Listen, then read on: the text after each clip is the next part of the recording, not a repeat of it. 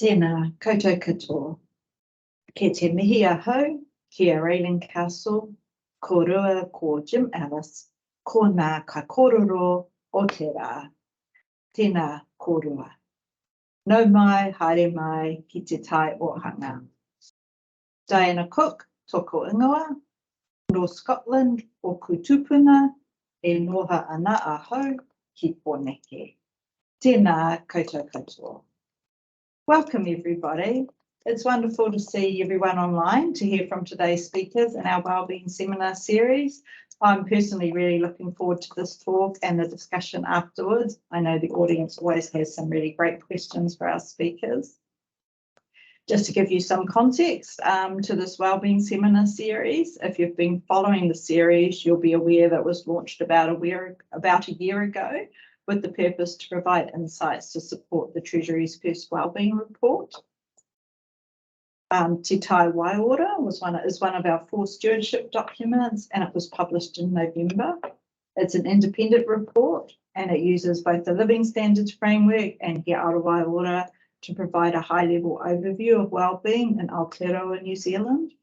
So it looks at the state of wellbeing, trends in wellbeing, and also the future of wellbeing in terms of sustainability and risks.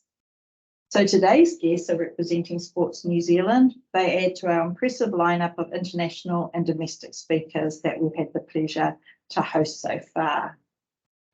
So let me now turn to introduce Raelene and Jim, who we're absolutely delighted to have here with us today. Raelene Castle is the Group Chief Executive of Sport New Zealand.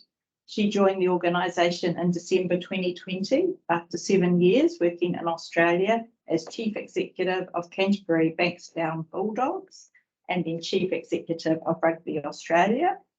And she was previously Chief Executive of Netball New Zealand.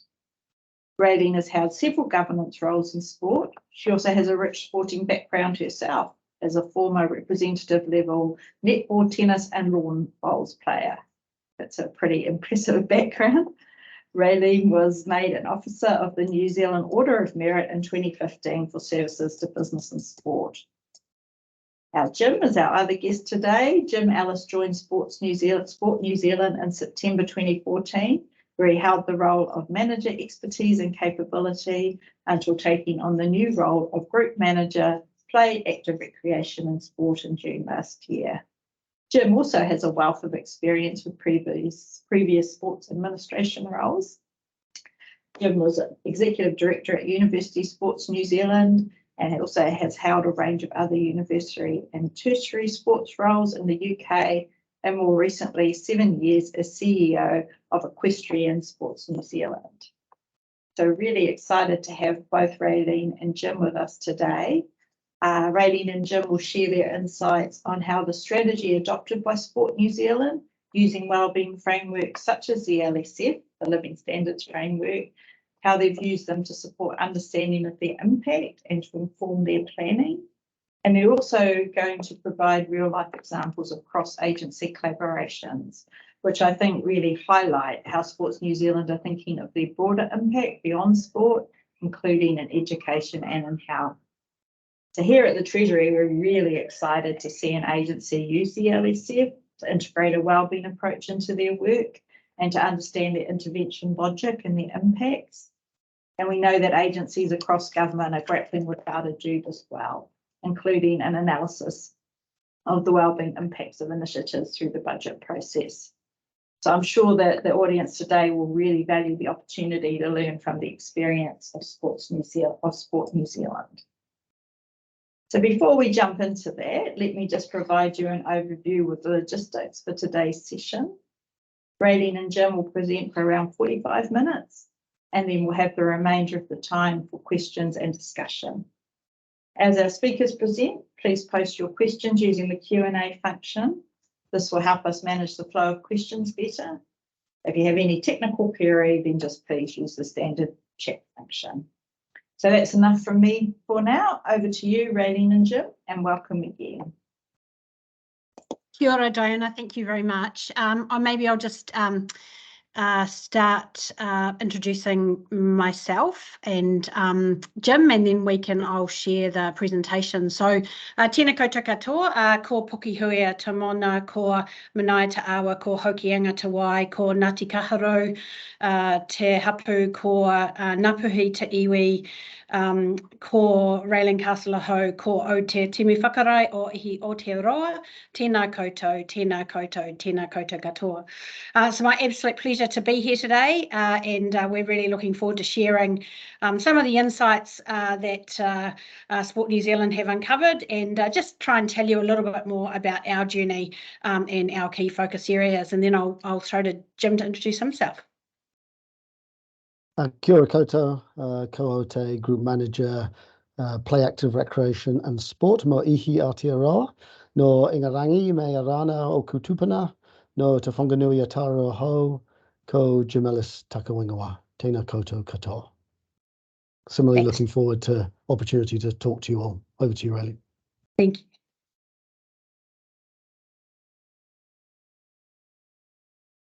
So everyone can thumbs up. Jim, you can see the preso.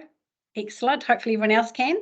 So impacting community wellbeing through physical activity. I think that's what we're going to talk to you about today. And as Diana said, we're keen to mix that up with not just two talking heads on the screen, some good imagery and certainly some really good videos, which will bring the mahi that we do on the ground to life.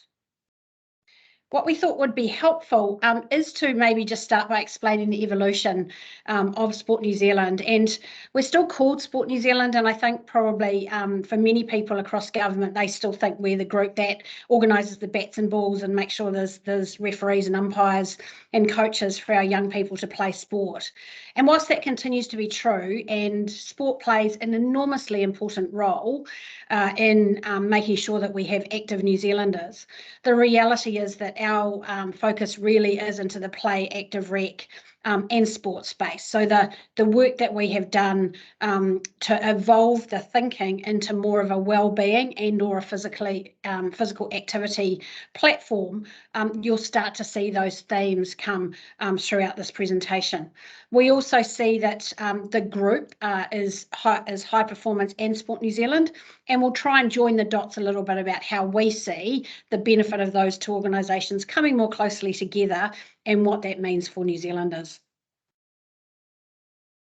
So if we start by just explaining our governance structure, which has been in place now for a little over 12 months, we did run, it's a parent situation with Sport New Zealand being the parent and High Performance Sport New Zealand acting as part of the group. What we saw after a review that the Minister asked for after the Tokyo Olympics was that we looked to see whether that was the most efficient use of resources. And so that was an independent review with sector engagement, so from all of the people that work within the play, active rec and sports sector. And where we landed was an evolutionary structure, so I wouldn't call it a revolution, I'd call it an evolution, which saw us maintain two boards, but the Sport New Zealand board taking the real lead in the hardcore governance elements, if you like. And whilst High Performance still has those responsibilities, we've brought some new directors onto that High Performance board. You might, Dame Valerie Adams, Dame Nolan Taurua. You don't actually have to be a Dame or a Sir to get on that board, but it's certainly starting to look a little bit like that way with the great stars that we've got, and Dwayne Carl, who's a very high profile Paralympian. And those are the people who start to test and challenge a little bit more about how to be, run faster, jump higher and twist more if you're talking about snow sports. The other evolution for us is the introduction of Taumata Māori. Taumata Māori is a board that will sit in between Sport New Zealand and High Performance Sport New Zealand. Its responsibilities will be to approve investment into Māori, but also really to help challenge and test the two boards that we are delivering to our responsibilities around Te Tiriti as well as we can. We're hugely excited about this group and its impact that it will have for both our organisations, and watch the airwaves over the next week, because we'll announce the members of that group, Taumata Māori, and you'll start to see some very high profile names on that group as well. We now have a group chief executive, so I sit across both of those organisations, and Steve Chu sits as the director of high performance, leading the high performance division of the group. Just want to touch on our responsibilities to Te Tiriti. You know, we find ourselves sport and play active rec and sport in a really curious space, because Māori have flourished in sport over a very long period of time, found a voice, found a way to present themselves. And as we start to celebrate more some of the more traditional ways that Māori can engage in, if any of you got a chance to see Te Matatini last week or week before, maybe in Auckland, you know, the likes of kapa haka really do celebrate physical activity at its most traditional level. So we have a plan called Te Paki, an execution plan called Te Aho, and we're very proud of the work and progress that we've made in relation to our responsibilities. But like all agencies, we've got a ways to go. Te Taumata that I just talked about will also help bring that conversation together and make sure that we've really got the focuses in the right areas. So for us, I'm just now going to run through some high-level strategy to give you a sense of where and how we encapsulate the focus areas for Sport New Zealand.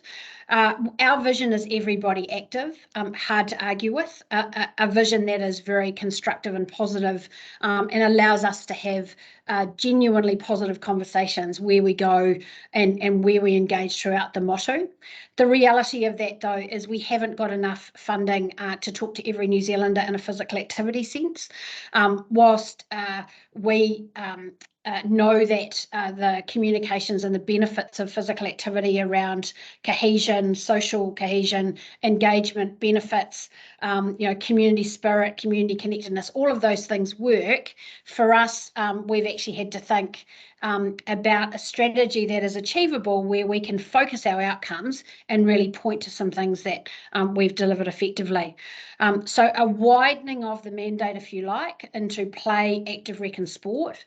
This is driven by our customers, our young people, if you like, and I use the word customers in inverted commas. So if you think about it from a stakeholder sense or our young people sense, they are saying to us, whilst sport and organised sport plays a really important role in who we are and what we want to participate in, many of us are saying that we want to be available to do physical activity in the way we want to do it when we want to do it. So if you like, the skateboarding, BMXing, surfing, kite surfing, parkour, kapa haka, those are the types of evolutionary bushwalking, tramping, those things, those are the types of evolutions that fit into active rec. And then play forms such an important part of physical literacy around our young people and making sure they're ready to take on the challenges and opportunities that sport and active rec present in the future. We also go down another level into an even deeper focus into our tamariki and rangatahi. That gives us that opportunity to really make sure we're thinking deeply about the connections that we're making into our young people, and allows our investment to be even further refined. And then one more layer underneath our tamariki and rangatahi is into our three key focus areas. Areas of people that are missing out, areas particularly of high level disadvantage. So the research tells us that women and girls finish physical activity sooner and drop off more quickly, and are exposed to less opportunities than what the boys in the rangatahi space are. We also have Māori and Pacifica that really do miss out on opportunities, and that for us in areas of disadvantage is something that we're really focused on, because we know the benefit of physical activity and wellbeing and what it can do in those spaces. And equally, our young people with a disability do miss out. So the work to focus, making sure that they get given the same opportunities that many of our able-bodied young people get. So last slide from me before I hand over to Jim, and that is really that, as Diana talked about at the beginning, is a living standards framework. It is the beacon for the work that we do, and if you actually look at that framework, many of the things that Sport New Zealand do and engage with and focus on and actually drill down into the work that we do with our partners and our investment partners comes back up to deliver to the outcomes within the living standards framework. We want all New Zealanders to improve their levels of wellbeing, and what we know about physical activity, regardless of what or how you undertake it, it ultimately adds to your wellbeing. So, Jim, I'm going to throw to you now. Just so you know, I'm driving. So if you see Jim give me the eyebrow, that's because he wants me to change the slide. So I'm going to throw to you now, Jim. Ngā mihi, Raelene. Raelene has just talked about, obviously, how Sport New Zealand intends to contribute to wellbeing. And I think what I just want to talk through over probably what's the next 15 to 20 minutes is some of those ways. I certainly haven't got the time to talk about the sort of the raft of initiatives, program areas, investments that we make, but I will try and talk at a very sort of high level. And we've also intend to show you a couple of videos, so you don't just need to hear my voice, and hopefully that will sort of bring a sense of both the way in which Sport New Zealand is increasingly targeting in the way that Raelene spoke to some of those focus areas, and also how we're thinking very strongly now about how we collaborate with other government agencies. I have to say, in a way that I think probably if we jump back a few years, we certainly wouldn't be able to tell such a rich story than I think we can today. So I think generally speaking about the LSF, there is a sense of how sport and wider physical activity, play active rec and sport absolutely speaks to, you know, the human benefits, social cohesion Raelene's already talked to. There'll be financial benefits. I think when we talk to natural benefits, that might be a question that we might need to think about a little bit more carefully around the potential impact of sport and recreation more widely. Are we users or contributors to that particular capital? Raelene, if we could, sorry, I shouldn't just say that, I should raise my eyebrows. I think that's what we've agreed. Before I talk about a couple of slightly more sort of glitzy programs and initiatives, I thought it would be really important just to be clear about some of our sort of what I'll call our core functionality, which has probably been in existence for a while, even though it's more refined now, and how we invest into a wide range of organisations to do the mahi that we are keen to see done for our tamariki and rangatahi, and in particular those missing out on opportunities, which tend to be those in more disadvantaged communities. So at a very base level, Sport New Zealand delivers nothing itself. We do everything through third parties and onwards into a wider play active rec and sport system. But that just gives you a flavour what's on the screen of a range of organisations that we do invest into in a sort of what we would call a core or partnership investment sense. So a wide range of national sports bodies, but also disability organisations, recreation organisations, and education organisations like Physical Education New Zealand, Education Outdoors New Zealand, those types of organisations. We also highlight the 14 regional sports trusts that form a real backbone for us, covering all New Zealanders across the motu. We should also add into here that there are also relatively recent investments being made into a range of Māori NSOs, national sports organisations, I should say, and also a range of regional para-fed organisations featuring very strongly around disability sport. So our portfolio has definitely grown over the last 2 to 3 years. The bit that we highlight at the bottom there is that within current strategy, as we've tried to become more focused and more targeted, there is a definite sense that we need to apply a deprivation lens to a number of our investments. And that is the case for a number of these core investments, in particular those into the regional sports trusts, where there is a significant deprivation lens applied to that. And also when I talk about our major community activation fund in little while. So that just gives you a bit of a setting of some of our baseline investments before I talk, as I said, about 2 or 3 of the more glossy items. Healthy active learning is a real flagship initiative for us. I'm hoping, given that the Minister of Finance often talks about healthy active learning as a great example of cross-agency collaboration, that you may have heard of this particular one. But for a little bit of background, this was an initiative born of a lengthy pilot that Sport New Zealand undertook on its own into approximately 50 primary schools, and a pilot which was called Play.Sport. And actually that turned some really successful evaluation results focused around improving the quality of physical activity within a primary school setting, but actually in particular the quality of physical education delivery. That pilot turned into a successful budget bid in the Wellbeing budget, the first Wellbeing budget in May 2019, when Healthy Active Learning was born, as a collaboration with the Ministry of Education and what was then the Ministry of Health, now Te Whatu Ora. So Healthy Active Learning is a really significant portfolio item for Sport New Zealand and those agencies. Raelene, I'll get you to click on one, please, and just we'll provide a little bit more detail.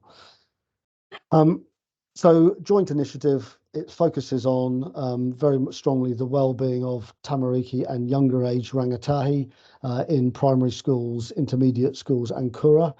It has a focus on the quality of physical activity undertaken within those school settings and in the community that surrounds those schools. And it looks at play, it looks at the quality of PE being delivered in curriculum time, it looks at the quality of sport that is being provided at that level, but it also has a strong lens on the quality of nutrition, healthy eating and drinking that occurs in those settings. So the investment which Treasury colleagues will be interested in, just under $50 million for the 3 agencies over the period of the 4 years. That is primarily funding what we would call a physical activity workforce of around 120 workers working across all regions of the country now into approximately 900 primary schools and kura kaupapa. Intermediate schools as well, I should say. So that's probably about 40%, heading towards 45% of all those particular education settings. What we have on the screen there are the clear project outcomes that sit within Healthy Active Learning. I won't go through this line by line, you'll be disappointed to hear, but I just wanted to highlight probably the 4 subsets on the left-hand column. Healthy Active Learning absolutely tries to speak at a system level within individual schools, knowing that they are all autonomous bodies, and how physical activity is embedded within school values, school culture, and actually isn't just sitting within the health and physical education curriculum area, but is used as a tool for broader learning outcomes. And in co and extracurriculum time, there's a real rich offering that meets the needs of all tamariki in those particular spaces. It's incredibly important that teachers in kayako, as well as school boards, principals, and school leadership, have a real sense of how physical activity, play, sport, PE contributes to the aims of their particular school. And those are the schools that we are seeing probably the most benefits of an initiative that's just moving into its 3rd year of implementation at the moment. Teaching practice was identified really strongly in that pilot I mentioned earlier as being a sense of, and the second bullet point around there, teachers are more confident in delivering HPE. I think we've always found if you ask teachers, they'll always say that they're confident. What we're finding is, are they confident to deliver quality physical education, which isn't just asking the kids to run around the school playground for 2 laps. Quality physical education is something that appeals to all children. And actually what we tend to find in our evaluations is that as teachers understand more about what quality PE means and the importance of other physical activity, at a starting point, sometimes they suddenly actually become less confident. And then that confidence obviously grows through the implementation of the initiative.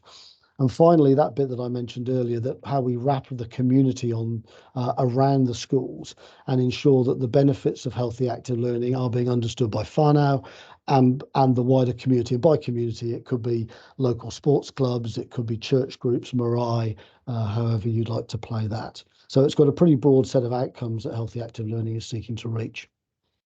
What I think we'll do now is show you the first of the videos, which was taken from in Randwick School in Lower Hutt, probably about 6 months ago, when healthy active learning reached its milestone of reaching 800 primary schools in Kura, which we've exceeded at the moment probably by about 100.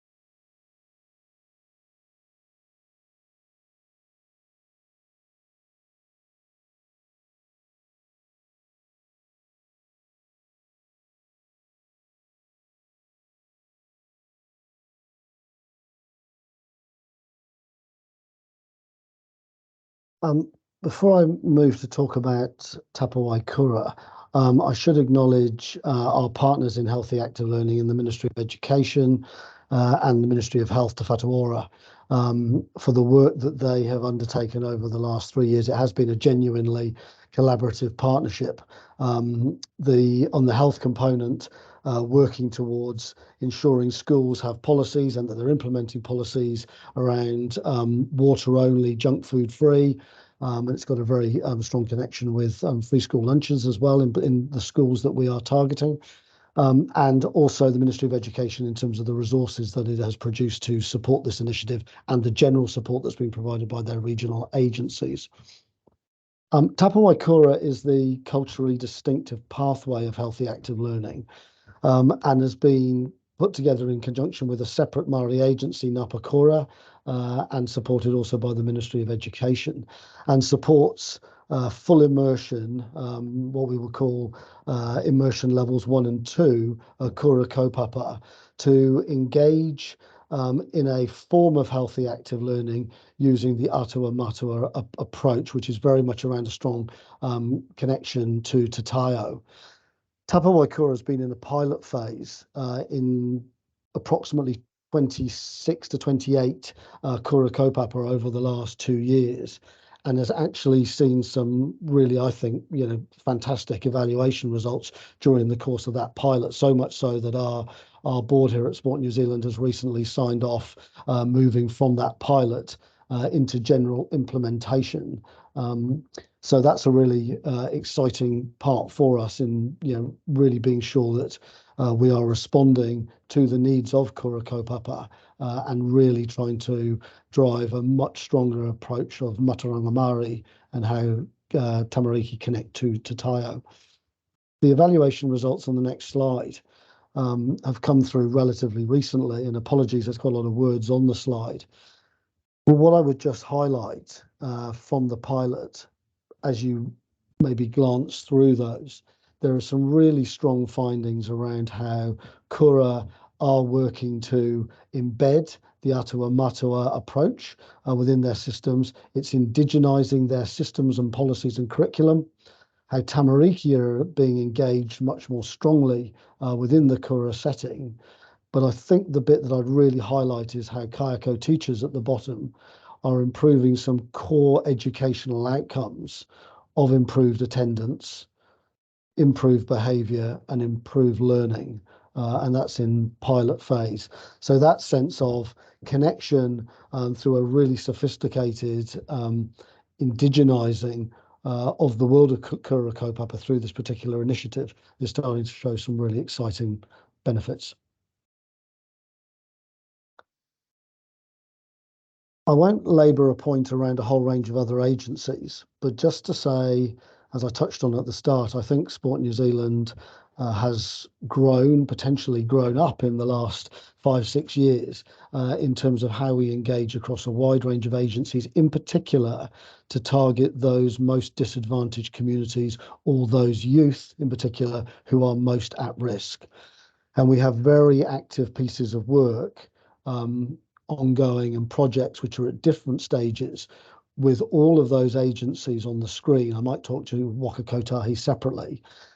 A really good example would be probably the agency that we've been engaged longest around with ACC for a long time. Sport New Zealand's had a relationship with them around injury prevention, but more recently we've engaged with them in their own wellbeing aspirations around particular communities that they have identified and how sport can be an absolute vehicle within that particular area. The Oranga Tamariki is the other one I would just touch on at the moment.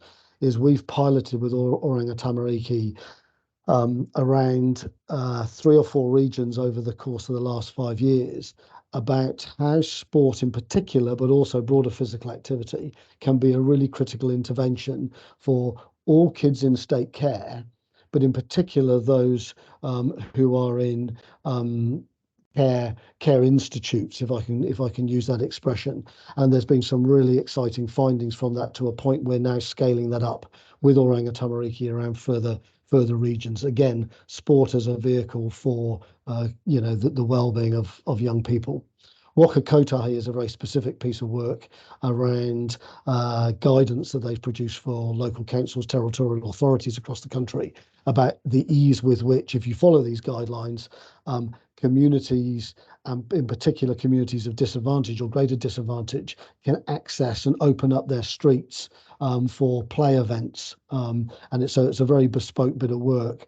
But I put all those on the screen just as a way of saying the work of Sport New Zealand, as Raelene talked earlier about bats and balls, is a long way advanced. I'm not suggesting we're nailing everything at the moment, and a few of these are in their infancy, but there's some really exciting collaborations occurring cross government for us. One of the final pieces I just wanted to talk to is our major community activation fund, which we call Te Manawa Active Aotearoa. That was a fund which replaced the Kiwi Sport Regional Partnership Fund, which had been in existence since 2009. And we knew over the course of the few years up to August 2020, when Te Manawa was launched, that Kiwi Sport was increasingly probably a supply-led approach to trying to identify what would work and improve outcomes for children and young people. Te Manawa has turned that on its head a little bit and said, actually, this needs to be more about a demand-driven. And it's a fund that is distributed via the Regional Sports Trust Network, is open to community organisations of a really broad range to apply once they've identified need and demand to actually apply for funding across a wide range of areas. Kiwi Sport used to, as its name suggests, be solely a fund for sporting outcomes. Te Manawa speaks to play, active recreation and sport. Te Manawa is double the size that Kiwi Sport was approximately. So it's a $16 million a year distribution. And currently, as we've gone through the first 2.5 years of Te Manawa, we're seeing about 50% of it actually being distributed towards what we would call active recreation outcomes. and probably about 40% to sport and about 10% to play outcomes. We're also seeing a much better balance, almost exactly 50%, between projects that are aimed at younger children, tamariki, versus youth, rangatahi. Really strong focus on those areas that Raelene mentioned earlier around Māori and Pacifica. For Māori, a very specific kaupapa Māori pathway of applications for Māori organisations, and very specific targeting that the Regional Sports Trust drew around those other areas. So it's a really exciting change up for Sport New Zealand. The next slide just probably gives you a little bit more specificity about funding that's been provided to date. I just emphasize that sense of demand driven. What's the needs of young people has got to come to the fore in that, and you get a sense of distribution that's occurred to date. So those are some of the outcomes that we are seeking. I certainly won't talk line by line through that. Hopefully, some of the narrative I've given gives a sense of how Te Manawa as an activation fund for community speaks differently from prior activation funds, in particular Kiwi Sport, that Sport New Zealand has run, if you have any awareness of that from a previous existence of our funds. We'll try and now show you another video. I'll just give a little bit of background to this before Raelene plays it. Oh, sorry. Thank you. So Te Manawa, I think, has been used really well to fuel a number of those different areas within Sport New Zealand strategy. So it doesn't sit as a separate bolt-on. And I think what you'll see in here is lots of what I've talked about in terms of kaupapa Māori. You see active recreation, you see connection to Te Taio, all of it fueled at a localized level by Te Manawa.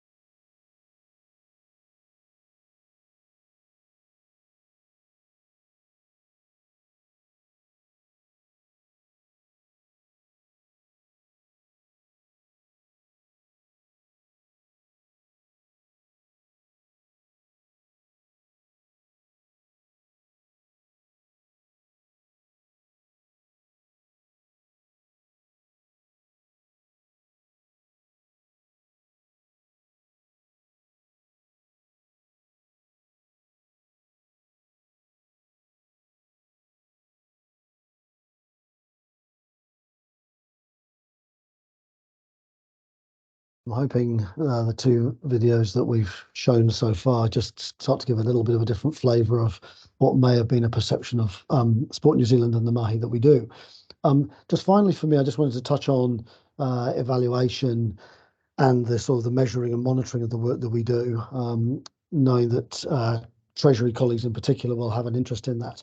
We have a very broad suite of evaluations that have been undertaken around a range of our different programs and initiatives and our core investments. And we're really interested in if there are any sort of questions, or if there are questions that come after this particular webinar session that flow as a result that we're able to answer. What I would say is, even within the context of a broad range of evaluations with a number of external evaluators, there's a real challenge for us in identifying well-being outcomes and trying to distill the role that play, active recreation, sport makes to those outcomes, aside from other environmental factors that are either working with us or against us. So that sense of measuring impact at a community level, and in particular understanding nuanced qualitative, not just quantitative impact, I'm sure it's a challenge for all agencies, but it's certainly one in the way that our agency has evolved, that we are positively challenged by that. And within our research, evaluation and insights team here at Sport New Zealand, have quite a few sort of strings to our bows, and I think a growing sort of sophistication in terms of how we are thinking about that, and have engaged and been helped by Treasury through our sort of growth in that area to date. So if there are any sort of questions that come either as a result of this webinar, either within or afterwards, we're really keen to try and sort of field some of those. Thanks, Raelene. Thanks, Jim. So I just want to talk about the work that Sport New Zealand's done in relation to planning for the future. And this was a piece of work that was started 3 years ago. It was a fully bicultural approach, and it was about trying to understand what our preferred future would look like for our sector. It was engaged both internally at Sport New Zealand, High Performance Sport New Zealand, but equally as importantly with this wider sector, so that all of our investment partners came on this journey with us on our double hold waka. And whilst we ran two separate processes, it was really interesting to see that actually where we landed was in a really similar place. So I've just got a video to explain what this actually looks like and how we bring our 5 PO to life. But the 5 PO will actually be used by Sport New Zealand, but also by many of our investment partners as they start to form their future strategies as well.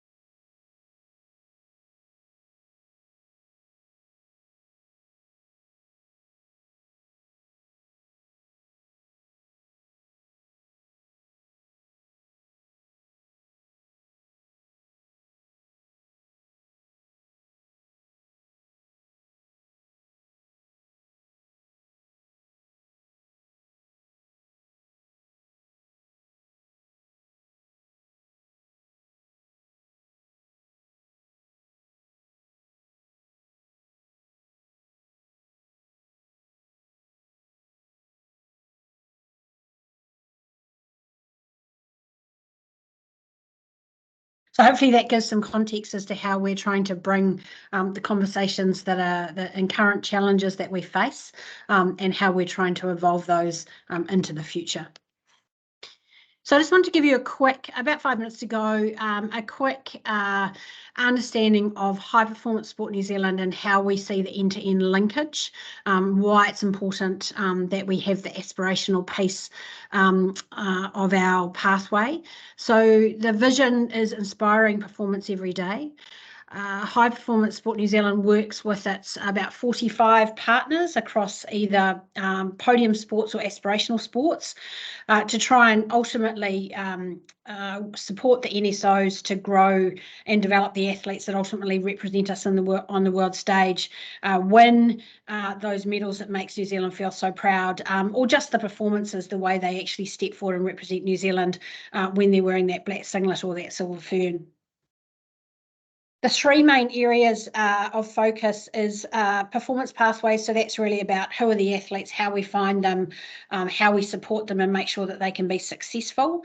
If we drop down to priority 3, funding and investment, we make sure that we fund the sports and the national sports organisations in a way that they can provide those athletes and coaches and environments the best possible opportunity to be successful.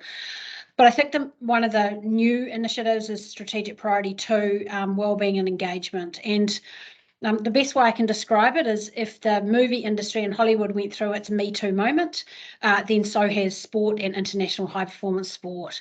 The reality of making sure that athletes have a voice, that coaches behave and support and create opportunities for open dialogue and genuine feedback is really important, and that we support our athletes through if it's a physical injury, but also if they're struggling with their mental health challenges.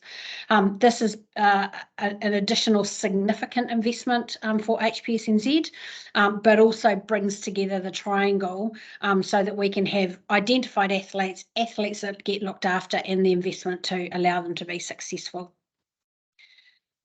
Just some examples of how not some necessarily we bring together other parts, particularly major events, and how that can benefit the end-to-end conversation and pathway that we have. So as part of the investment from government into facilities, there's been over $14 million spent bringing our stadia gender neutral facilities up to standard. If you can imagine the days when our black ferns went into the dressing rooms at Eden Park and there was 9 urinals and 1 toilet with a door on it, that's not an acceptable environment for our young women to have to prepare for. Those have now been brought up to international standard, and that's come off the back of hosting 3 major international tournaments in the Women's Cricket World Cup, the Women's Rugby World Cup, and then as we head into FIFA, Women's FIFA World Cup, which starts in the middle of this year. Watch out, get your tickets. I don't think New Zealand quite understands how big this is going to be, but it is the 3rd biggest sporting event in the world. Not women's sporting event, I'm talking sporting event, behind the Football World Cup, Men's Football World Cup and the Olympics. They argue that it takes over the Rugby World Cup as far as international views go. So it's going to be huge. Major events on the end of that slide, that's what brings the story together, brings much of this to life, and leaves a legacy for New Zealand about how we can talk to our young people and create aspiration. The number of young women that want to play rugby has doubled since the Rugby World Cup. And then, of course, we also need some coaches, and what we've seen is a gap with our female coaches having opportunities to coach not only female athletes, but actually have those opportunities, and that's Te Hapotanga. It's a program that has 15 last year, 15 this year, high-performing coaches that have the capability to go to that next level and really coach on the world stage and have the confidence to coach in that place. So you can start to see how all parts of our strategy, whether you're the weekend warrior that just wants to play sport with your mates and have a great time doing the things you want to do, whether you see yourself as wearing that black singlet or the silver ferns, our young tamariki and rangatahi, to actually be able to aspire and see the clear pathway about where they can play the sport at an international level they want to play, but how our athletes representing us on the world stage or are domestic event like a Women's Rugby World Cup actually can bring a whole country together. Sport New Zealand, High Performance Sport New Zealand is in and around with our other government departments of MB to bring these types of events to life. And even though technically I'm not quite sure that our Black Ferns win fits into this presentation today, I couldn't resist but finishing with a video which will bring some of those experiences to life. So if for all of you and the most amazing experiences that you personally had, whether it was seeing a game or watching the delight of New Zealanders get behind the Black Ferns on TV, we just thought that was a great way to finish before we head to one more slide.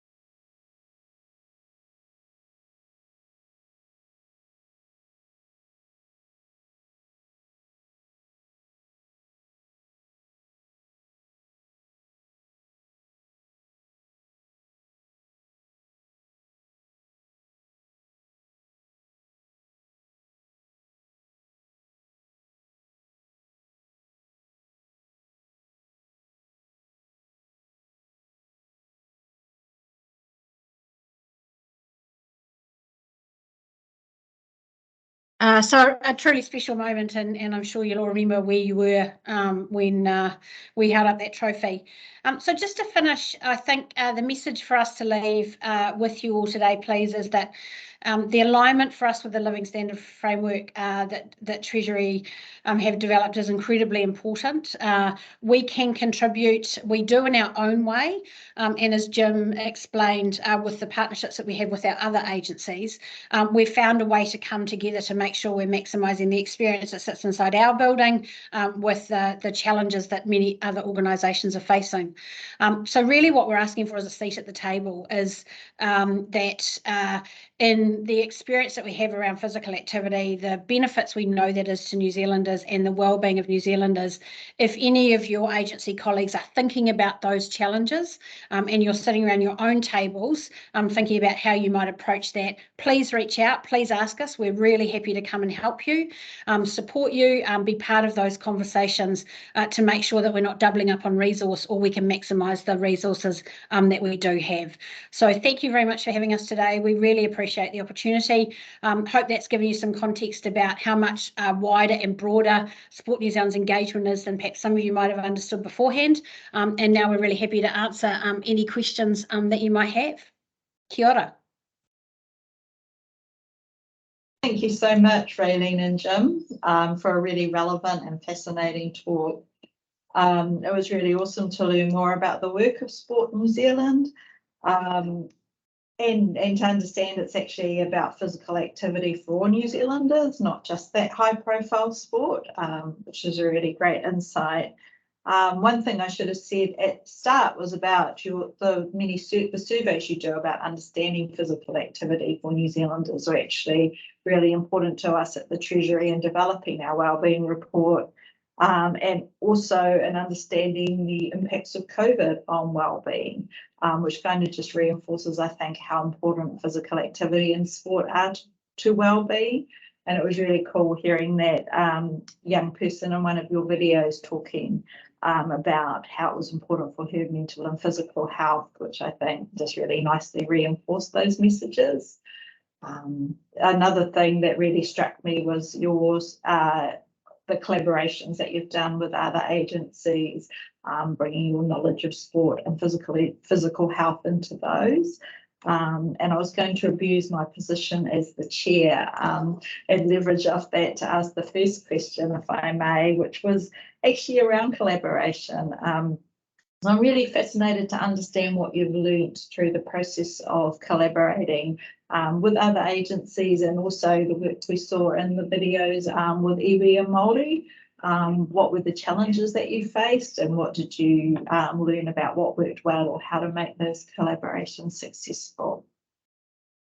I'll start, Jim. Maybe you can mop up from what I missed. But, I think, collaboration is something that all a government wants to do, but we're not as effective as we could do it in delivering what is a scarce amount of resources and how to maximise the return on those resources. And for us, when you actually sit down and collaborate, and we each bring the experience and expertise to that table, you realise that you can make those resources go a lot further. And I think that's probably been, for me, a real learning. And when we can get to that table and have that conversation, we can as I said, show that value, but also, and if you think about what Jim talked about in relation to healthy active learning, that's a genuine tripartite engagement. Sport New Zealand ultimately takes the lead and runs and leads the program, but the expertise comes in from education and health as required to maximise the return on the ground for that program. And I think, iwi and our Māori connections, as I said at the beginning, we're fortunate to have, I believe, a platform to dive from, because Māori have thrived inside our environments. So when you start to recognise the genuineness, and Māori already recognise the value of physical activity, either in a traditional sport sense or in the way that they're representing themselves with the likes of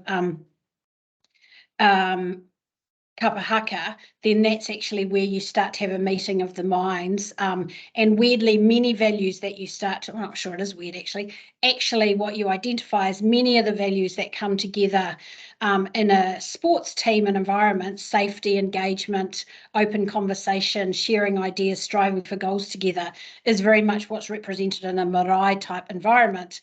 Many of those core values of what it means to Te Ao Māori values actually align really well with sport. So there's been lots of learnings for us, lots of brave conversations, but that's actually seen us learn and escalate and amplify our strategy and our learnings much more quickly. Jim, have you got anything? Oh, any tiny piece really, Raelene, is just to say collaboration is hard. Sometimes it masquerades as cooperation. Collaboration is a step further on. And it's, between agencies and competing priorities, even if they ultimately might be aimed at a wellbeing agenda. I think we've learnt that sort of mutual benefit is absolutely fundamental, and identifying that early. And as Raelene said, the healthy active learning is one which often the minister holds up as being a collaboration, and it's genuine. I think we have worked really well with health and education. The three parties have worked well together. But it's not easy day by day. So I think there is that sense of always having to, just keep at it, but just be really clear about each other agencies' changing environments as well.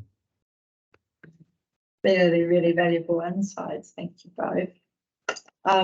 Jim, one of the things that you talked about in your presentation was bringing more of a deprivation lens to your regional investments. And I wondered if you could tell us a little bit more about what you mean by that. While you were talking, I was thinking a little bit about the strengths versus deficit narrative, thinking that perhaps sports actually gives you quite a strong basis to bring a strength-based approach that, provides a strength for many of these communities to build from.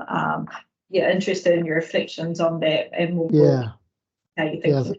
thanks, Diana. Yeah, and I think just to start off with, I think the work we undertake through our third-party agencies we work with increasingly is driven from a strengths-based approach, but it's predicated from the sense of where we have tamariki and rangatahi missing out on opportunities, then there is some natural deficit in there that needs some system correction, and that's a critical part of our function.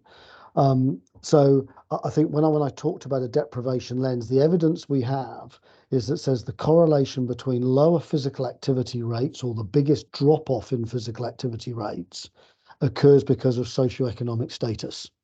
There are all sorts of labels around obviously gender and disability and rainbow and religion, ethnicity clearly, but socioeconomic status is where our evidence says that is ultimately where the number one barriers are driven from.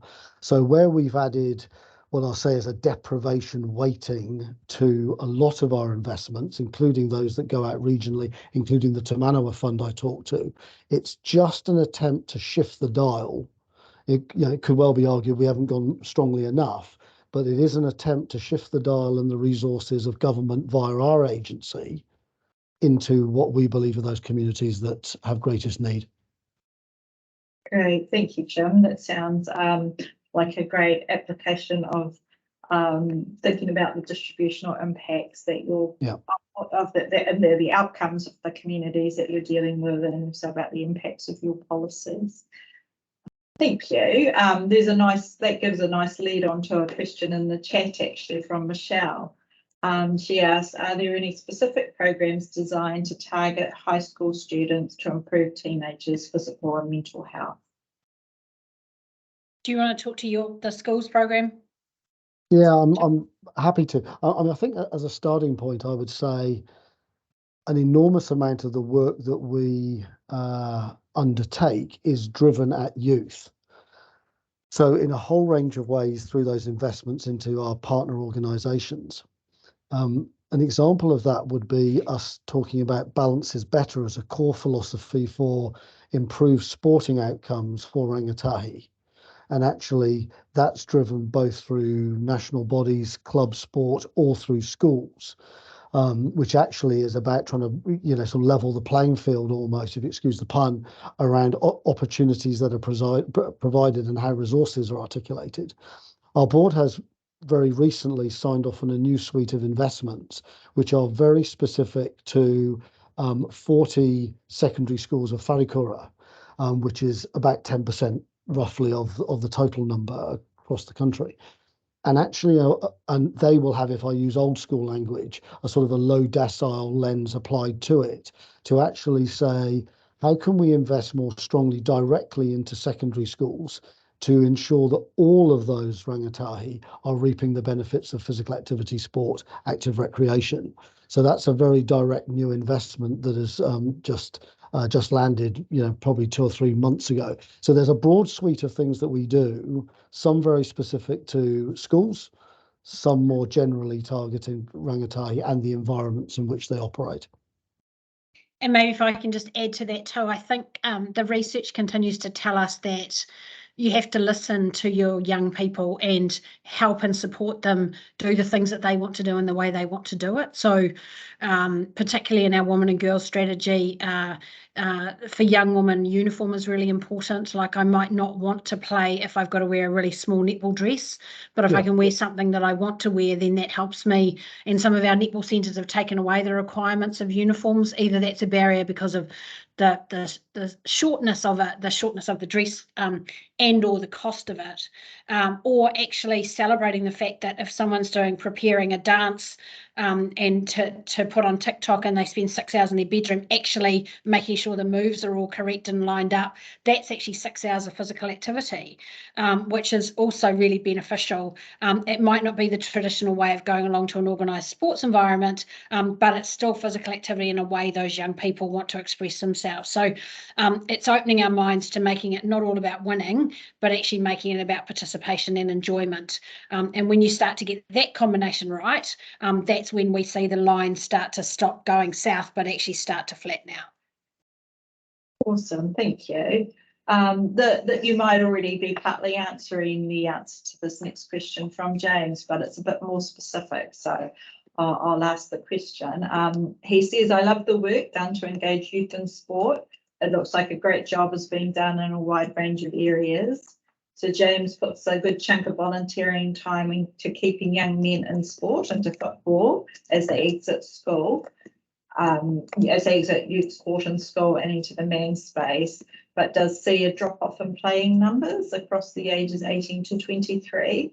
And James is interested whether Sport New Zealand has done any work about how you keep people involved in sport during and after this important life transition. Did that question come across okay? Yeah, great. So thanks, James. I think the transition from post-school beyond is a really important transition.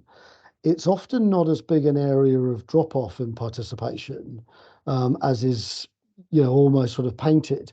The biggest drop-off in participation happens in the intermediate year 8 into year 9, moving into college, high school, and in the 2 years that follow that. And so I'm not pointing any fingers, and in particular not at clubs or national bodies or schools or even at ourselves necessarily, but the system in totality, because this is a sort of a sport question really, does not well provide and has dislocation points which are unnecessary but historic. So a lot of our work is undertaken in actually saying, how do we erase those dislocation points? But in particular, looking at the intermediate school into secondary school ages, not necessarily just the school environment, but those ages. And I think our view is that an awful lot of young people are forced out of club sport because that system sort of ends for them and then it picks up again when they leave school. But actually, you're inherently always going to lose people. Not everybody will come back.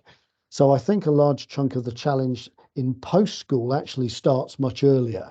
But that isn't in any way to say that there's not actually, work to be done at that other transition age as well. More of our focus, I would say, though, is on the early rangatahi, early youth ages, and trying to ensure that those young people who've been enjoying sport through their primary and intermediate years continue to do so through the ages of 13 through 15, 16.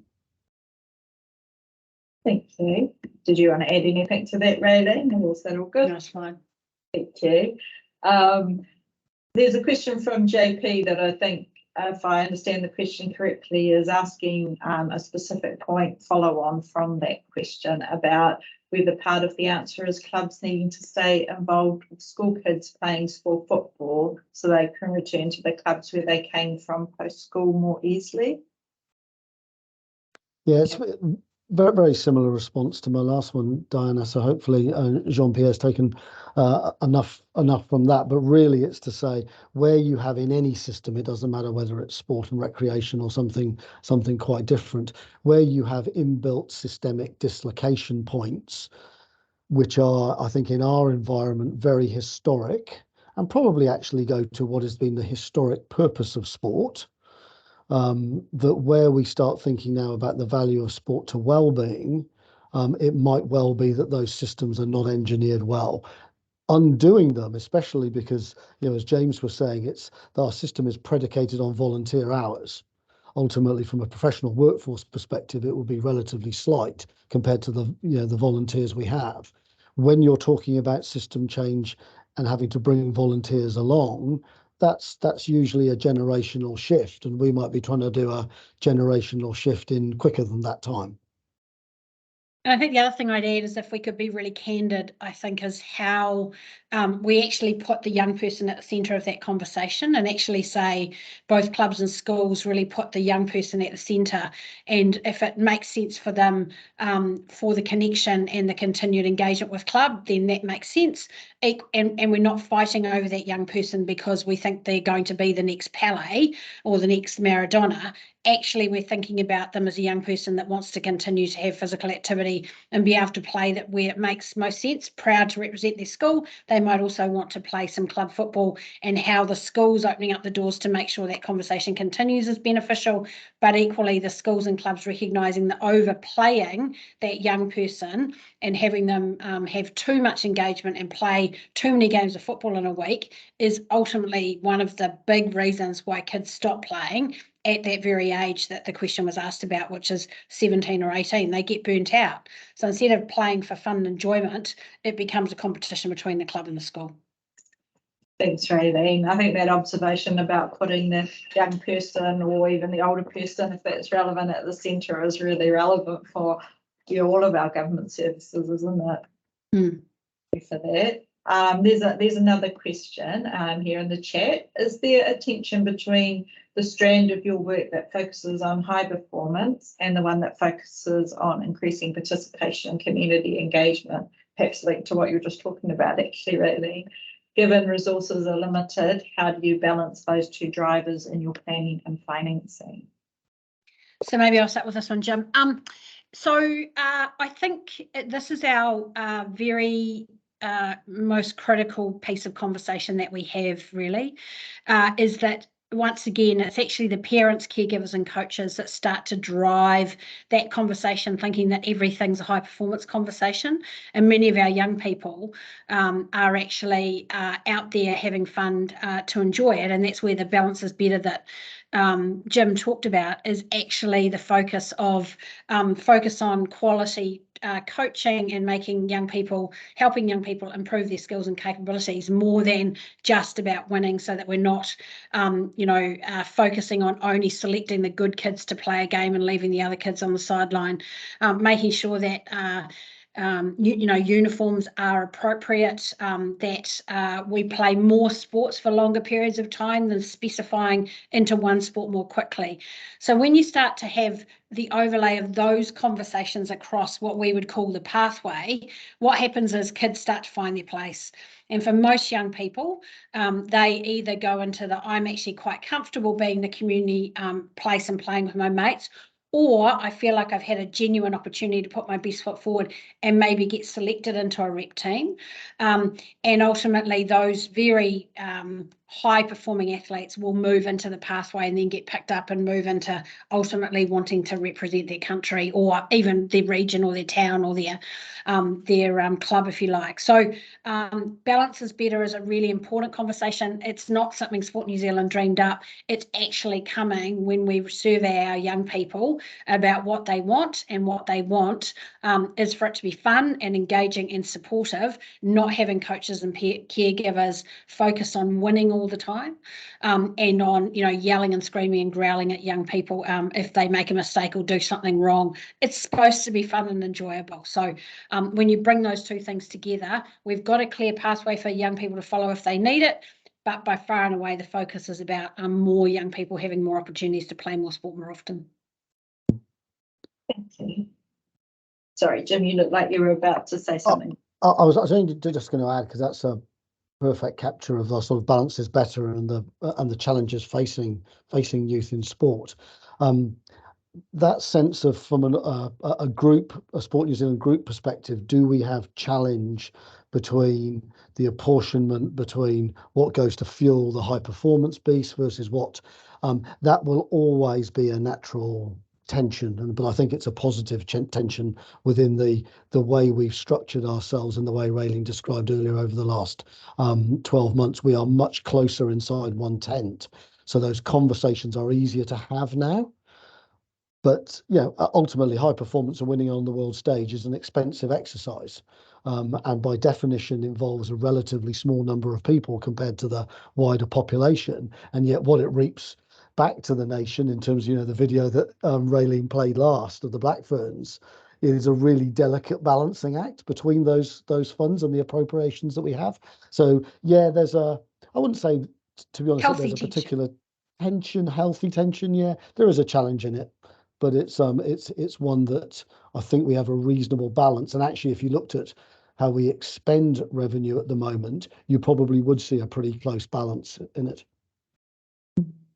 I think the work that you're doing as an organisation to understand the impact that you have through different initiatives is really important for informing making those types of trade-offs, isn't it? So that it's evidence-based as possible. I think that's what it's all about at the end of the day in many ways. We have another question here from Teresa. Is there an opportunity for Sport New Zealand working with tertiary education to support rangatira and young people to continue to access facilities for maintaining physical activity, mental health and healthy social connections? Given my background in university and tertiary sport, I could probably have written that question, Teresa. Thank you for that. I think we've been really clear on a focus around school age tamariki and rangatahi in our current strategic period. That focus does not exclude wider than that. And actually, ironically, or pleased to say, it was within the last couple of months actually that we've signed a new project investment with University and Tertiary Sport New Zealand. Ironically, the organisation in a slightly different status that I used to work for when I first came to Aotearoa. That's very much about trying to say we value the role of physical activity and sport in tertiary settings. We absolutely recognise increasingly as tertiary institutions, including universities, have their own focus on the well-being of their students. That would be also a very sort of topical, subject for all at the moment. How important sport and physical activity is within that environment. I think some universities, tertiary institutions get it better than others at the moment. That's part of our advocacy role. But certainly the investment that we've made literally in the last couple of months is around non-university tertiary environments and wānanga, and how actually they can be best supporting their students who are often from the communities that we've referenced earlier and often have much more of a part-time flavour to them and distance learning. And actually, how do we spread that network rather than just on-campus physical activity, which I wouldn't say is perfect, but is often better served. That's really interesting. Thank you, Jim. I might abuse my position as the chair again. We've probably got time for one final question. I'm going to be naughty and steal it. I was really interested to hear the talk about evaluation. You were right about Treasury officials liking evaluation, Jim. And the comments you made about the challenges of attribution of impact, understanding the impact that your activities are having versus the range of other factors, and how you're also thinking about the use of quantitative and qualitative evidence and evaluation. I wondered if you could just talk a little bit more about whether you found any ways into unpicking that attribution challenge or using qualitative evidence, what you've learned about using qualitative evidence alongside quantitative to inform evaluation. Does that make sense? Yeah, absolutely, Diana. No doubt my answer will be imperfect because I think the way in which Sport New Zealand has tried to embrace this over the course of the last, I'll say 4, 5, 6 years, has got a growing sophistication to it, which I think we're actually really proud of, but without necessarily having nailed all the answers. The work that we've been trialling around social return on investment for the areas in which we work has been really sort of invaluable, but it has to tie together with those other mainstream evaluations. And actually, I should say on the social return on investment, we have just received a final report into the work that we've been doing on that, and are just sort of trying to unpack that at the moment before we probably go a little bit more public about it. But it's got some really, really cool things. I think the critical bit that I'd jump back to is to say Sport New Zealand used to have a very strong focus on quantitative, and if I say only, it wasn't far off. And the quant data is hugely important, and Active New Zealand is one of our ways of capturing that. It also led us to some poor places where it meant that the system thought that its way of seeking ongoing investment was very much around numbers. and that the qualitative story had dropped off really significantly in terms of the quality of experience being received by tamariki and rangatahi and the opportunities that they have. So us trying to redress this balance that says qual is as important as quant, and how we capture it is actually part of the reason that we've been almost making some structural changes internally to go, we have to capture business intelligence, package up all our sources of insights and intelligence, and tell a more rounded picture. When we think about the attribution that you asked the question of to the work that Sport New Zealand does that benefits tamariki and rangatahi in, say, Wainui and Mata, that connection point is actually really hard. There are a whole range of other barriers, but we work with a range of agencies and evaluators to go, how can we provide controls that give us a sense of the difference that we're making or our partner organisations actually are making, the difference that healthy active learning is making in those schools in Wainui and Mata, and what would be the way that we can identify what would not be happening without that.